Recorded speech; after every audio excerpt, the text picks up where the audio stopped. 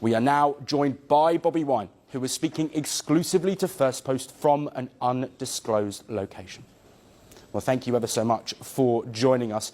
Yoweri Museveni's son, Muhoozi has made threats against your life, not for the first time, and has given you 48 hours to surrender.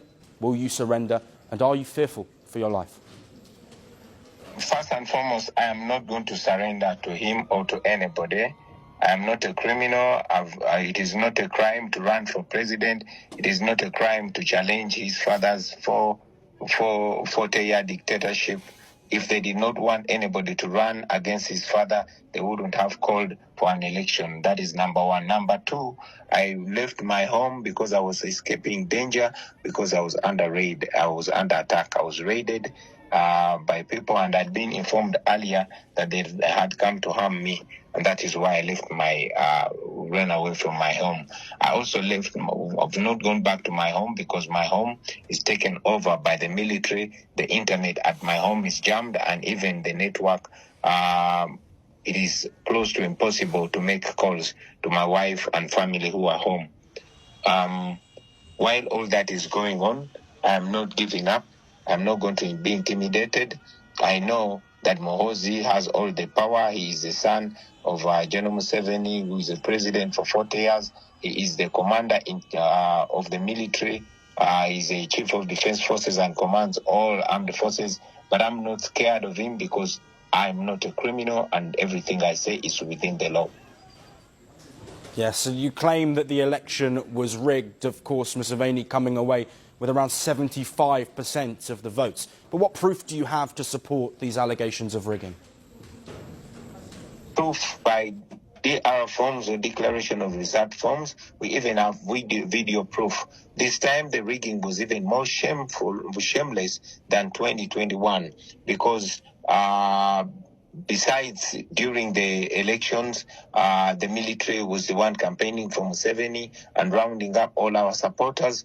On the eve of the election, 2 of my deputy presidents were abducted. There are 2 women deputy presidents, and I don't know where they are up to now. Hundreds upon hundreds of our polling agents were picked up, and they went missing. Some are still in prison. Others were tortured so bad and thrown in the bushes, while others are in prison and missing. On election day, still people turned out and voted in massive numbers against General Museveni. Where our agents were not arrested or abducted, we have evidence, we have declaration forms that indicate that we defeated Museveni by far. Unfortunately, what the Electoral Commission read was something completely different.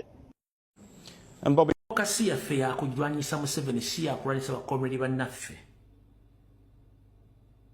omuntu yenna addamu okukoleza olutalo ku social media ng'olukoleza ku comrade munnaffe tugenda tutegeerawo nti ssente za Museveni wazirya.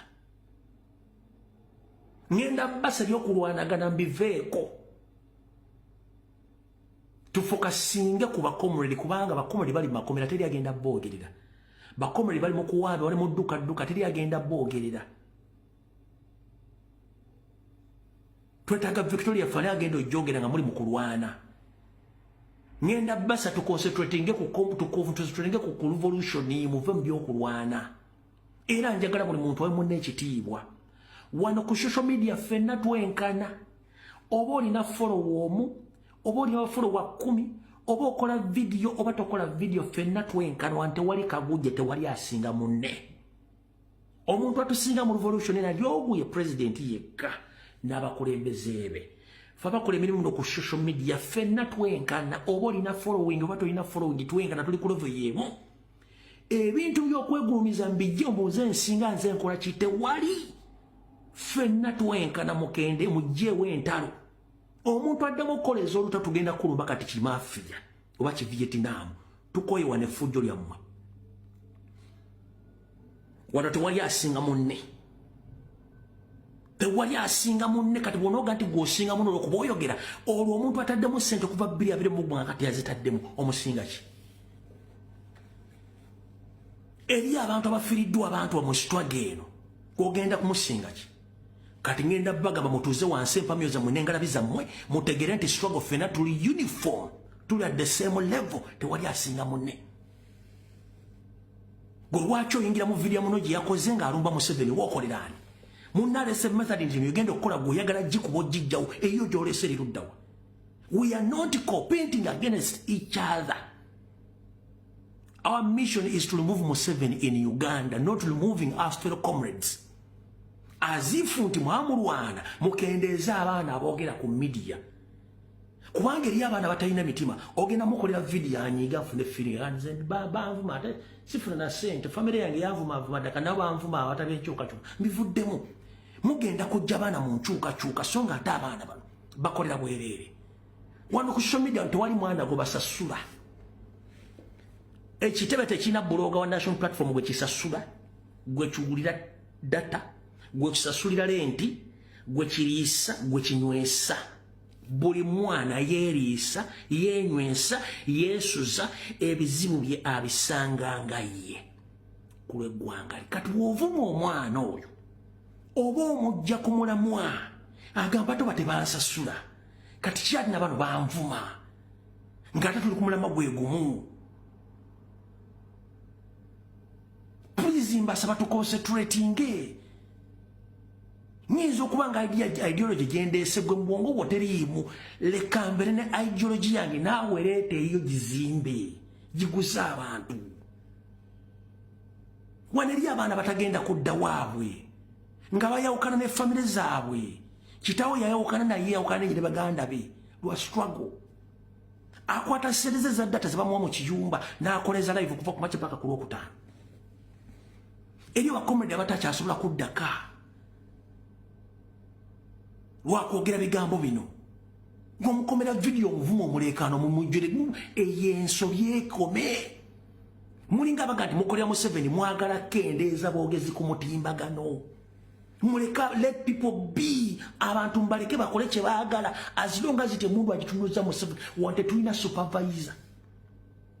Tetulina supervisor wano. Buli omu akola kikye. Tetulinawo inspector. Buli omu akola kikye. Ekitebe tekituwa information bane bagyenoonyeza. Buli muntu akozesa mutwe gwe takozesa gwa munne. Please mukomye akajanja akasumagize yali ati wanatuka mulira agenda kukolayo ki. I'm alive. I don't know how my family is.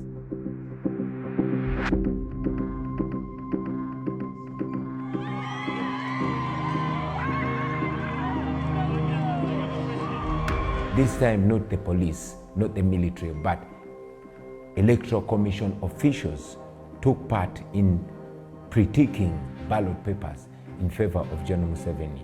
Glad enough, we have record of them, we have videos of them doing that.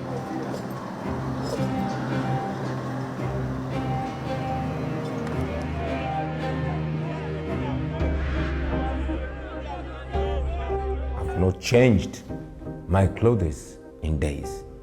I want to be home. I want to be free. I want to take care of my people. But the military and police have taken over my home.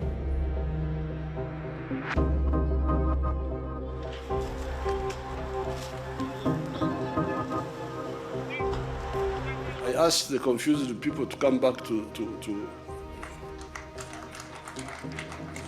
sanity, because what they are planning, what they wanted to do, we already know, and we have already demobilized.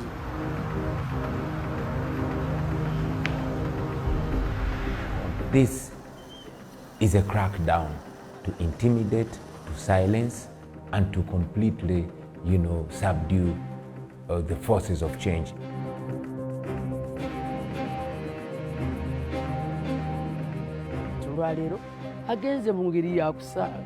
He died for no reason.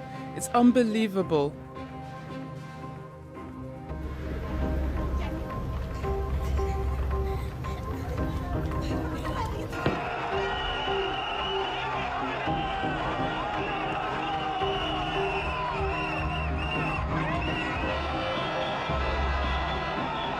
We want the people of Uganda to take charge of this and find numerous creative ways.